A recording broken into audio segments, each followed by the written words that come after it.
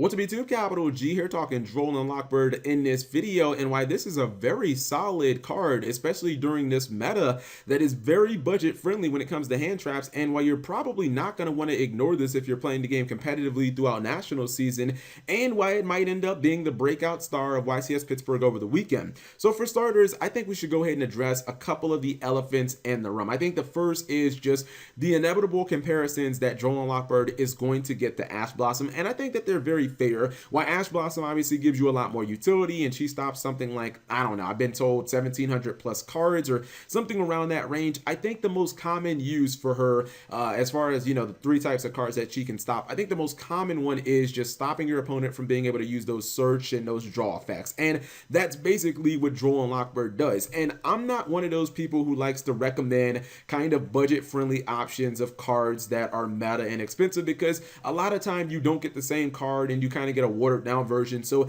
if you think that you can't afford a Pot of Desires, like, don't go pick up an Upstart Goblin, because it's just not the same card. If you can't afford a Mirror Force, hypothetically, don't pick up a Sakuretsu Armor and think, well, if one monster attacks, it's basically the same thing, because a lot of times you're just going to be disappointed. The reason that I think that it's applicable here, and I actually feel comfortable recommending Droll and Lockbird if you can't find, you know, a couple of copies of Ash Blossom, or if you just don't want to drop the money on that, is because in a lot of situations, Droll and Lockbird can end up being a superior card. The second elephant is in the room is obviously just, it's a big one, man. It's the price of these two cards, and let's be real, guys, there's a Grand Canyon size gap in the price of these cards. I mean, you're looking at Ash Blossom, and she's about an $83 card, and you look at Droll and Lockbird, and it's about a $350 card. So you're looking at, what, $240 rounded basically for a playset? Like, that's the difference between them. That is colossal. That is insane. You could buy, you know, a couple of decks, like a couple of meta decks for that. So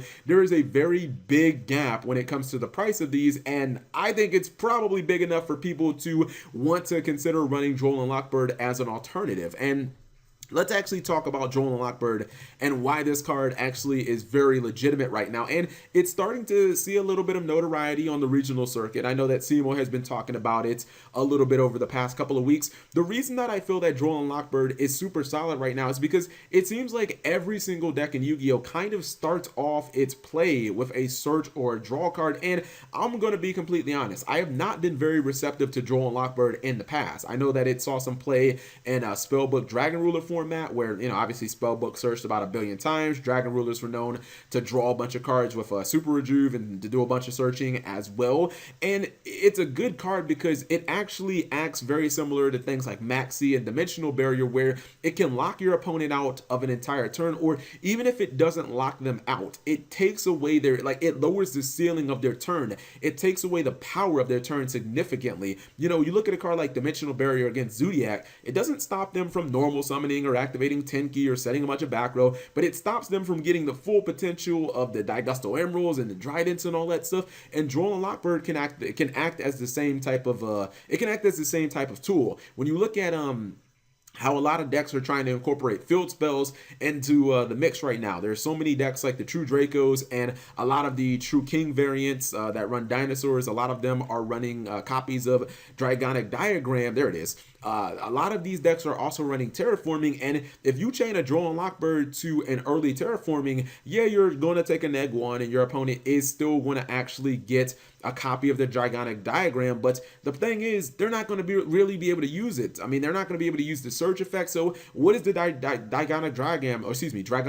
What is it really doing at that point? Especially if they're going first, where the stat buff doesn't really matter. And I do understand that it's a neg one, and, you know, that was one of the reasons why I wasn't very receptive to it in the past, but you gotta be rational about this. Effect Veiler is a neg one in almost every situation, but does anybody think Effect Veiler is a bad card? I mean, if your opponent was gonna blow you out of the water with a Trishula, they were gonna take away, you know, a card in your hand and the best card you have on the field and, you know, wreck your graveyard. Wouldn't a neg one to stop that be definitely something that you're probably gonna want to give up? Like, I would say so. You look at these decks, and how often it is that your opponent is doing so big and doing so much stuff in the span of one turn. Like every Yu-Gi-Oh deck right now, there's so much complexity when it comes to the turn. So many decks can do so much with 3, 4, 5 cards that being able to just lower the ceiling, being able to limit something on that play is huge. Like you look at Zodiac, right?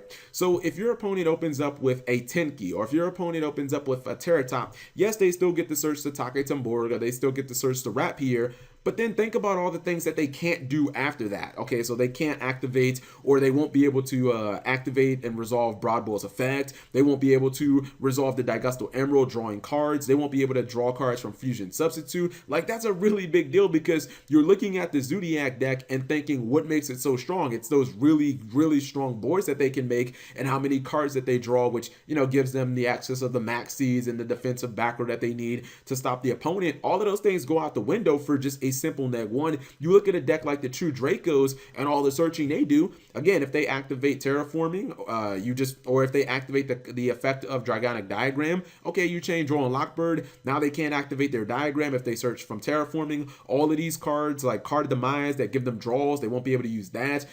Their True Draco spells, the continuous ones that also let them draw cards, they won't be able to use those as well. It's a really big deal. This also can be used during your opponent's turn.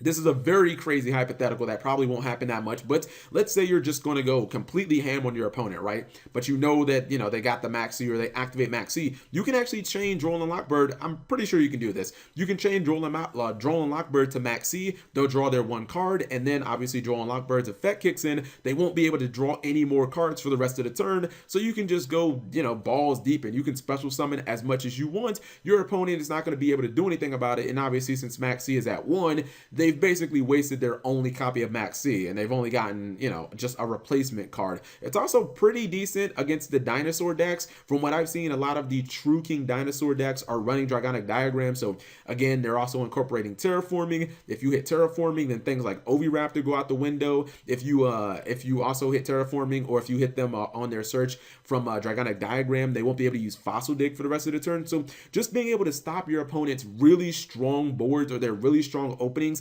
even if you lower their potential from maybe their opening play is like a 10 out of 10 or a 9 out of 10, you're now lowering that 9 out of 10 to, like, I don't know, maybe a 6 out of 10 play. I mean, if you really think about Zodiac, if they have their opening play, like they have everything they want to go the fuck off, but they can't draw or search, what is the best board that they can make? They can't use they can't use any of their really good cards. Like, you know how they double Fusion Substitute, then they draw 2 cards off of like Daigusto Emerald, and they draw all those 4 cards and stuff. Like, what can they really do? I mean, they can have a Trident, and that's about it, and it's just not very impressive. The same thing goes for True Dracos.